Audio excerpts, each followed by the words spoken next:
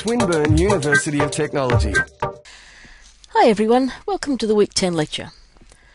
Last week we looked at the correlation between two metric variables and how we can use Pearson's correlation coefficient to determine the strength of the relationship. This week we're going to talk about regression and about writing reports on the relationship between two metric variables. So we started last week with a research question. Do older children tend to spend more or less time playing outdoors? Suppose we found that there was a positive relationship. So older children do tend to spend more time playing outdoors. The next logical question, though, is, well, how much time?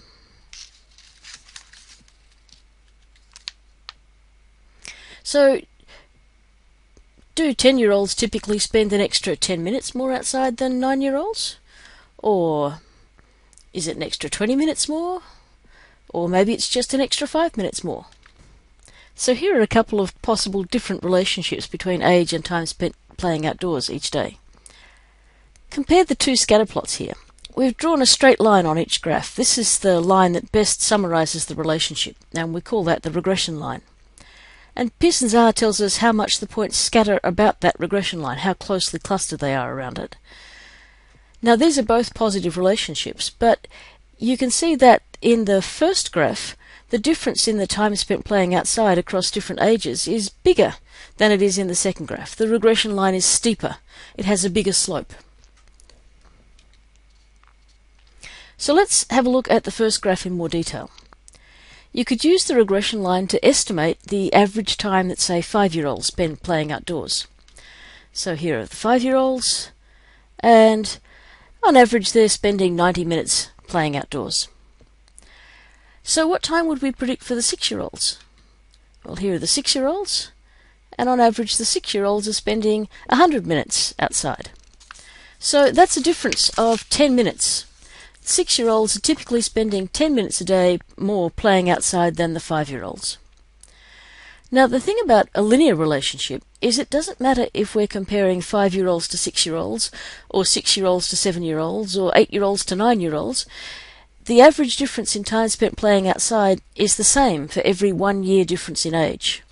So let's look at one more comparison just to demonstrate.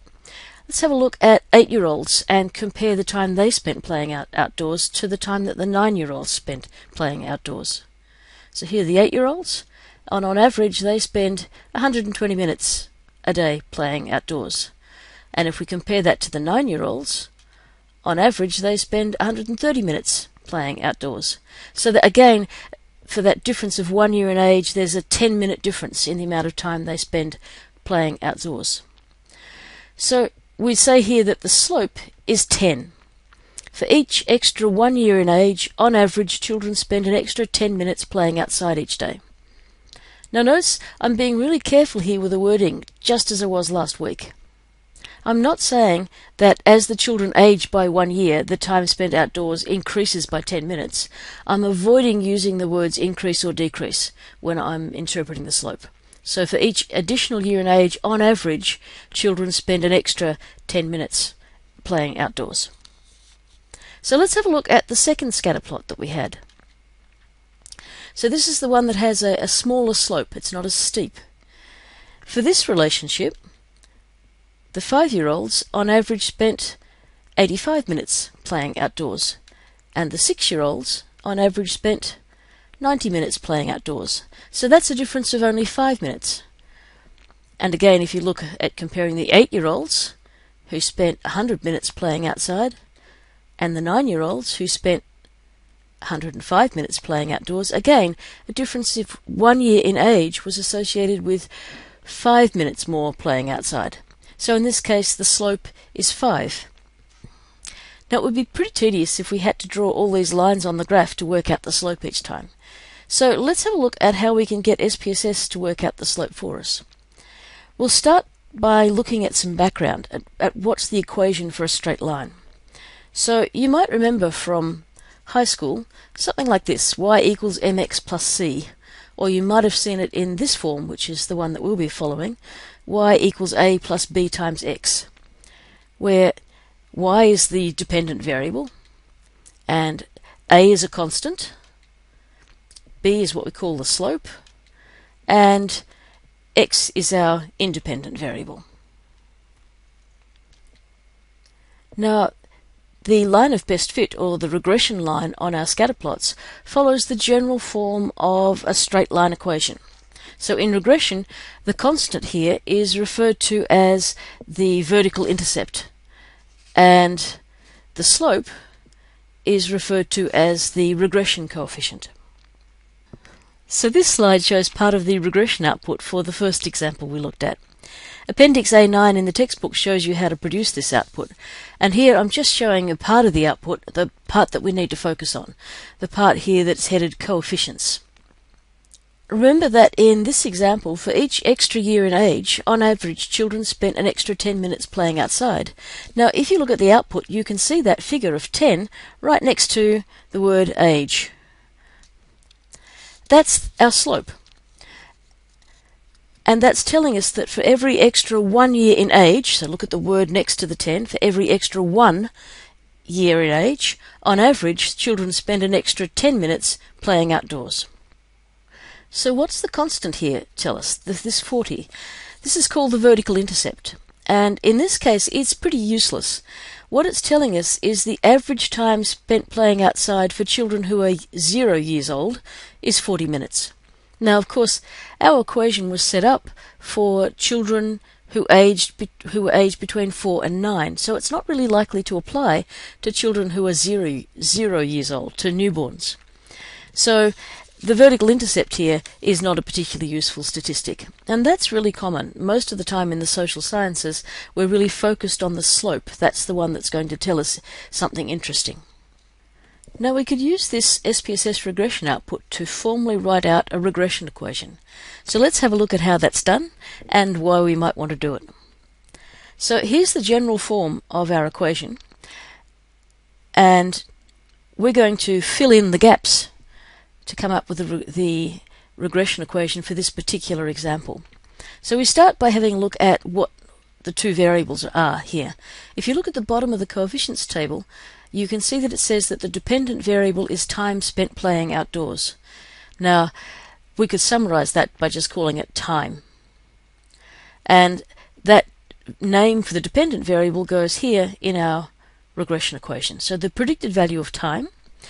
Then at the other end of the equation, we want the name of the independent variable. And in this case, the independent variable is age, and that's shown here in the output. So age goes where we had the IV in the template. So now we need to fill in the two constants, the vertical intercept and the slope. So the vertical intercept comes here next to the word constant, and that's the value of 40. That goes here in our equation. And the slope, the one that we're really interested in, that's this value of 10 here next to the word age, and that goes down here. So you'll notice that we end up with an equation that says 10 times age. And if you have a look up here in the coefficients table, you can see that the number 10 is appearing next to the word age. And we're going to be, in our regression equation, multiplying 10 by age. So that's our regression equation. But what do we do with it? Typically, the regression equation is used to make predictions. So if we knew a child's age, we could plug it into the equation and estimate or predict how much time they spent playing outdoors. So let's have a look at an example. Here's our regression equation.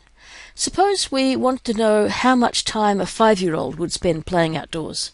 Well, we could estimate that by taking age equals 5 and plugging that into our equation. So where we have the word age, we're going to replace it with the number 5. Now, to do the calculation, in case your algebra is a little bit shaky, we start by multiplying the 10 by the 5, and that gives us 40 plus 50, and then we do the addition. So the predicted time that a 5-year-old would spend playing outside is 90 minutes per day. Now, you'll recognize that's the value that we read off the graph when we were looking at the scatter plot originally, that typically 5-year-olds spend 90 minutes per day playing outside, or that's the average amount of time for 5-year-olds. So the regression equation can be used to make predictions, but in the social sciences it's more often used to help to describe the relationship. So one of the skills that we want you to develop in Foundations of Statistics is the ability to interpret the slope correctly. So we're just going to revisit that for this example before we go on to another one. So here's the SPSS output again, and the first step would be to identify the dependent variable. And in this case, the dependent variable is the time spent playing outdoors. And that's written down at the bottom of the coefficients table in the SPSS output. So the dependent variable is the one that we're focusing on. We'd like to explain why it varies and how much it varies for each change in the independent variable. So when we interpret the slope, it always follows the same format. Very formally, we could say that for each extra 1 unit in the independent variable, on average the dependent variable is this many units higher. Or formally here, for each extra 1 unit in age, on average the time spent playing outdoors is 10 minutes higher. But we might want to put that in slightly more user-friendly terms. So we might say, for each extra 1 year in age, on average children spend 10 minutes more playing outdoors. Now there are some really important features of this interpretation of the slope. It's for each extra 1 in our independent variable. And it's on average that the children are spending 10 minutes more playing outdoors. So you need to be focused that you've got both of those things in your interpretation of the slope. Also, try and avoid using the words increase or decrease. So we didn't say the time they spent playing outdoors increased as they got older. We said that the older children on average spent more time playing outdoors. So let's look at one more example. Suppose we postulate that there's a relationship between alcohol consumption and weight. We took a sample of adults and we collected information about the amount of alcoholic drinks they consumed over a month, and we recorded their weight in kilograms. We ran a regression and we produced this output. Let's interpret the slope for this particular regression equation. So the first step would be to identify the dependent variable. And you can see that the dependent variable is given down the bottom. In case you weren't sure, the dependent variable is weight measured in kilograms. So to interpret the slope for this, first we have to find the value for the slope, and that's 2.001, or basically 2. So in this case, for each additional 1 drink per month, on average, people weighed an extra 2 kilograms. So we've talked a bit about the regression line and how to interpret the slope in this regression line, but where does it come from? And how does SPSS decide that this is the line which best represents the relationship? Well, SPSS uses a mathematical procedure known as generalized least squares, and there's a lovely formula for calculating the slope mathematically. Well, at least for us mathematicians, it's a lovely formula. For you, you might like to just think of it as a beautiful work of art. You won't have to use it. And really the only reason I'm showing it to you here is so that you can appreciate SPSS just that much more. So this formula makes sure that the line is fitted to the points so that there's the minimum amount of variation of the points around the line, that the squared deviations from the line are minimized. And that's what's meant by generalized least squares. Fortunately, we can just focus on interpreting what SPSS gives us rather than looking at where it comes from. So let's move on now to how you'd write a report about a regression, a correlation and regression analysis. So there's a process that you would go through in getting ready to write your report. And this all happens before you even put pen to paper. So you start off by identifying what's your hypothesis or research question. And let's suppose we started with a nice directional, specific hypothesis that older children tend to spend less time playing outside. So what are the variables that are involved here? Well, they would be time spent playing outside and age. Now you've got to be really careful here. Sometimes people get led astray by the hypothesis and they tend to say things like, the variables are older children and spending less time playing outside, or less time playing outside. No, your variables are actually age. So you could ask a child, what's your age? You couldn't ask a child, what's your older children? So the variable here is actually age. And with time spent playing outside, you could ask a child about their time spent playing outside. How much time do you spend playing outside? But you couldn't ask them about their less time playing outside. So if you're a bit confused about what a variable name is, and you just want to check whether you've chosen an appropriate variable name, think about whether you could ask someone, what's your time spent playing outside? What's your age? And if they turn out to be sensible questions, then you've got a sensible variable name. Now, it's really important to have a nice simple phrase or word to represent each variable. That's going to make it much easier when you come to actually writing up your report. The next stage here is to think about which one of those is the dependent variable. So in this case, it's pretty obvious that the child's age doesn't depend on how much time they spend playing outside. If they're a child who never goes outside, that doesn't mean they're suddenly going to get younger. But sometimes it's not quite so obvious. So one way of helping to decide which is the dependent variable and which is the independent variable is to go back to your hypothesis and ask who you're comparing. So here, older children tend to spend less time playing outside than younger children. So we're comparing older children to younger children. Whatever it is we're comparing, that's the independent variable. So here the age is the independent variable because we're comparing children of different ages. Next question is to ask, well, what was the population that your sample's taken from? And that's really important because whatever the population you took your sample from, that's the population about which you're going to be able to draw conclusions.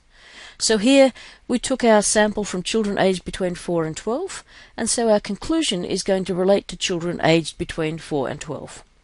Next we'd look at the scatter plot, and that's really important so we can check and make sure that there's no curve in the relationship, or no outliers, or no obvious subgroups. So if we look at the scatter plot in this case, there are no obvious problems here. Also, in looking at the scatter plot, we should ask ourselves, is the sample relationship in the direction that we expected? Now, our hypothesis that we started with was that older children would tend to spend less time playing outside, and that's exactly the opposite to what we're seeing in our scatter plot. So we put that in the back of our minds and say to ourselves, we must draw that to people's attention when we write up our report. So next we'd look at the correlation output, and the first thing we'd ask ourselves was, how big was the sample? So here's the sample size, 40. And next we'd have a look at Pearson's correlation coefficient to decide whether the sample relationship was weak, moderate, strong. And in this case the correlation is 0.776, which tells us we have a strong relationship. And it's positive, so we have a positive relationship between age and time spent playing outdoors. Finally, we have a look to see whether that relationship is significant or not. So here's the p-value. And when SPSS gives a p-value of 0.000, we report it as p less than 0.001, and that's definitely less than 0.050, so this sample relationship is significant. We should also produce the 95% confidence interval using the confidence interval calculator on the Blackboard website, or some other confidence interval calculator you might find on the internet. And here we see that the limits for the 95% confidence interval are 0.61 and 0.88. So we can be 95% confident that the correlation in the population is somewhere between 0.61 and 0.88. And finally we look at the regression output. Now the only statistic we're really interested in on the regression output is the slope, this 10.06. For each additional year in age, on average, children spent 10.06 minutes more playing outside each day. So we put all that together into a report. We start with an introduction, which gives the hypothesis or the research question. So a study was conducted to investigate whether older children tend to spend less time playing outside. Then we give a bit of information about the sample. How many people were in the sample, what sorts of people were in the sample. So in a random sample of 40 children, aged between 4 and 12, and then we describe what we found in that sample. So there was a strong, positive, linear relationship between age and time spent playing outside. And Pearson's R indicates that this relationship is significant. So we've said what sort of analysis we've done. We've done Pearson's R, and that this indicates that the relationship is significant. We have to be explicit about whether the sample relationship was significant or not. And we have to give the statistics to back that up. So The appropriate statistics are the value of Pearson's R, 0.78, the size of the sample, 40, and the p-value, p is less than 0.001. Then we might go on and interpret the slope in the sample. And I'll come back in a moment to when you might include an interpretation of the slope and when you wouldn't. So in this case, in the sample for each additional year in age, on average children spent an extra 10.06 minutes playing outside per day.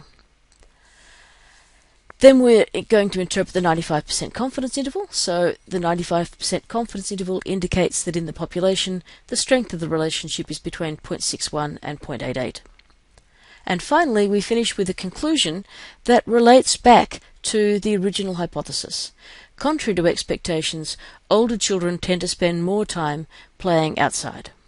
So, just to summarize, what we have to include in that report is the hypothesis or research question, some information about the sample,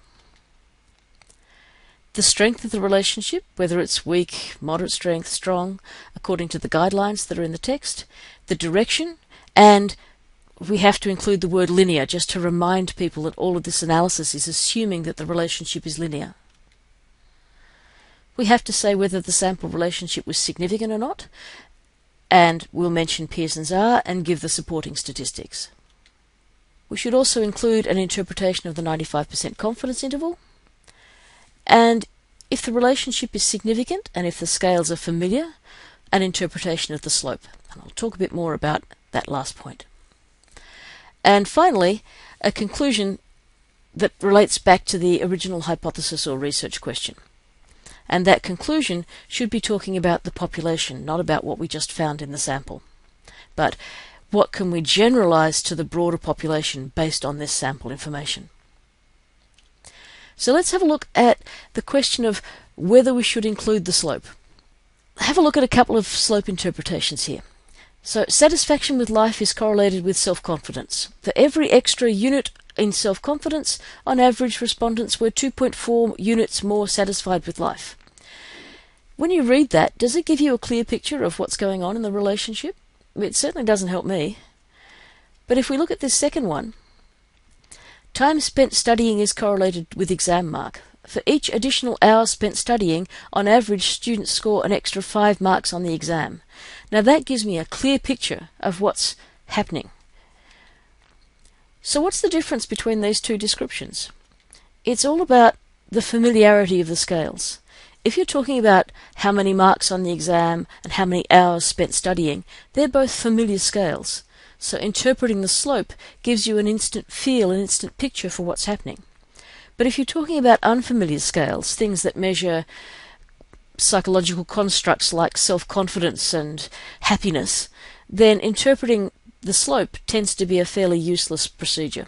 Because people aren't familiar with the scales, the interpretation doesn't really convey much meaning.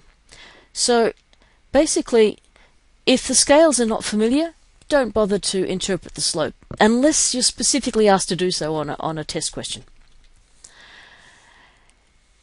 And if the relationship is not significant, again, don't bother to interpret the slope, because the slope interpretation here is just referring to the sample, and if the relationship is not significant, we really can't generalize from the sample to the population anyway.